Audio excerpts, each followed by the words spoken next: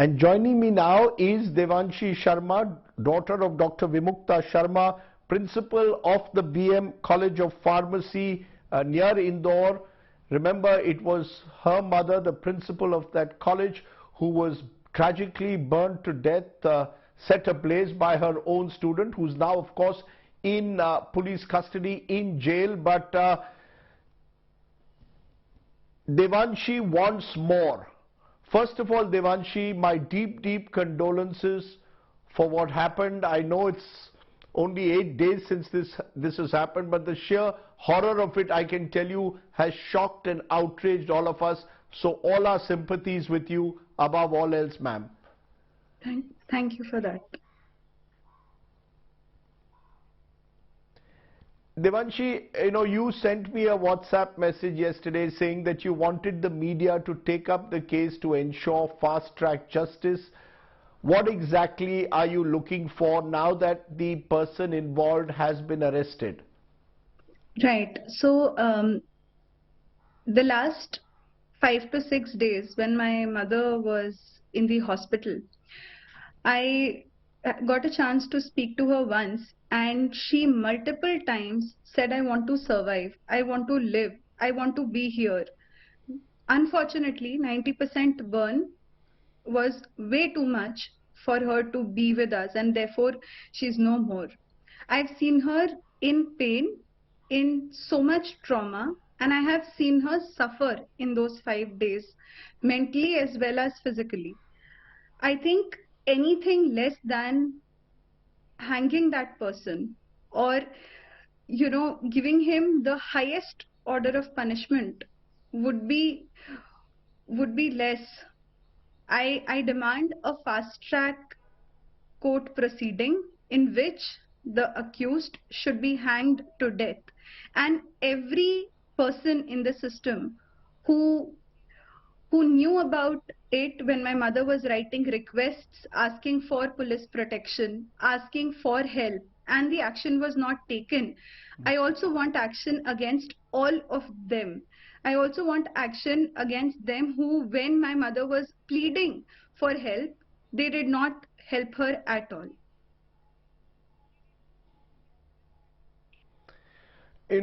Let me understand this. You are saying that you have no faith in the police system, in the criminal justice system, because the fact is that the concerned officers who apparently did not heed your mother's complaint, they've been transferred out. Action is going to be taken, say the local police, against them. Don't you have any faith in the system? Do you believe that somehow this person could still get away?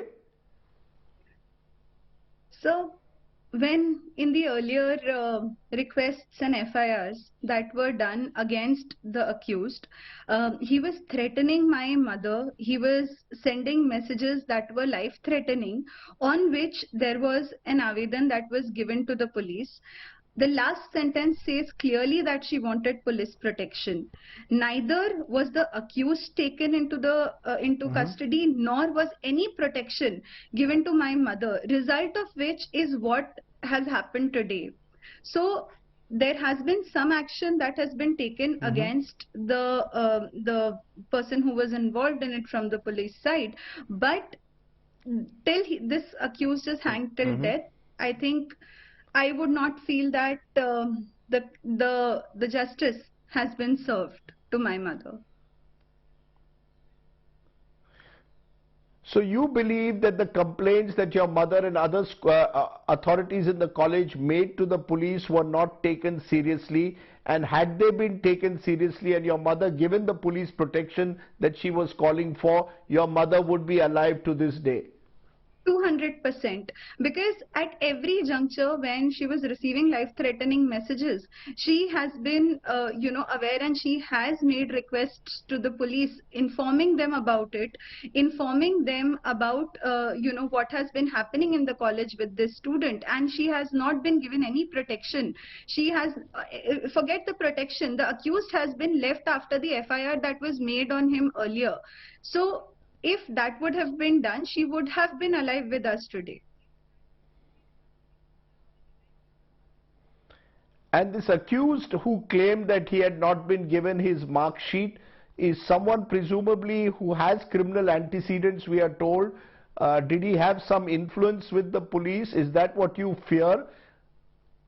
I'm not sure of the influence, but regarding the mark sheet, I just want to clarify that the mark sheet comes from the university and the principal has no role to play in it in this case.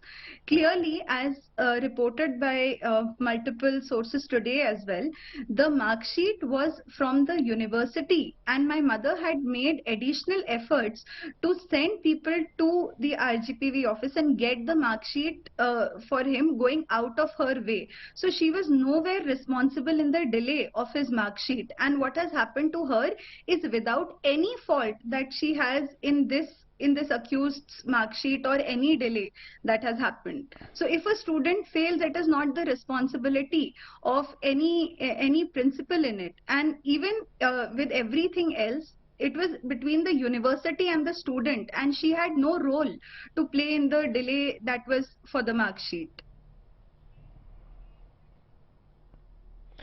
But we are finding that this case has struck a chord with a lot of people in Indore. There have been protests over it. It's also getting a political angle. This is an election year in Madhya Pradesh. We are hearing politicians expressing their grief. What would you like to tell the netas who are also now sort of expressing their solidarity? Do you want to keep politics completely out of this? You just want justice above all else. Am I right? Absolutely, absolutely, sir. I have lost my mother. There is hopelessness and helplessness that I am going through right now. I don't want anything to be politicized. All I am begging for and all I am asking for is justice for my mother at the earliest.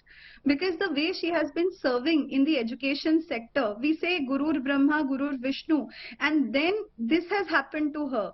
I absolutely just want justice regardless any politics that is surrounding this. All I am requesting and all I want and all that my family is wanting is justice for my mother, nothing else. Have you been promised that? Has someone from the government spoken to you, from the police department spoken to you? As I said, the sub-inspector was transferred out who didn't take these complaints seriously. But have you been promised fast-track justice, or is this something that is your personal demand that you're making on the show today? There have been people who have visited us in the hospital from the political side, from the government side, and as well as from the police's side.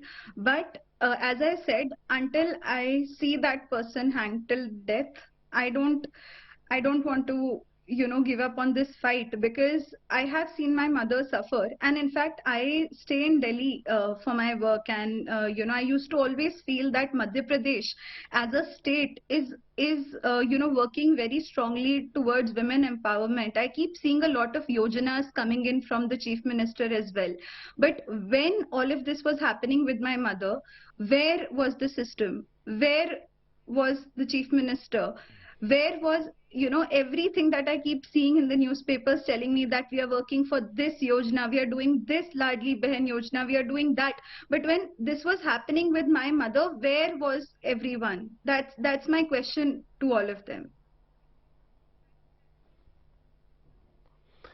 In conclusion, how would you like to remember your mother today? What is the best way you think is the best tribute that can be played to Professor Vimukta Sharma?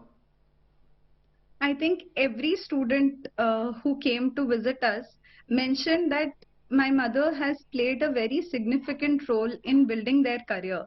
For me personally, she has been the strongest pillar of support in my journey. I haven't been a very conventional person in my career or in my studies as well, but she has been that one support that has just been there standing strong. So I want to remember her always as the pillar of strength that I had in my life, and I see a lot of students believing in her as she has kind of helped all those students in achieving their dreams in some way or the other. So I want to remember her as someone who has helped and empowered so many people, so many young minds who came and who studied under her. You know, Devanshi, I know, as I said at the outset, this can't be an easy time for you. I know, I can only imagine what you've gone through in the last few days. All I can say is full solidarity with you and your family, and I hope you get justice, and swift justice, and exemplary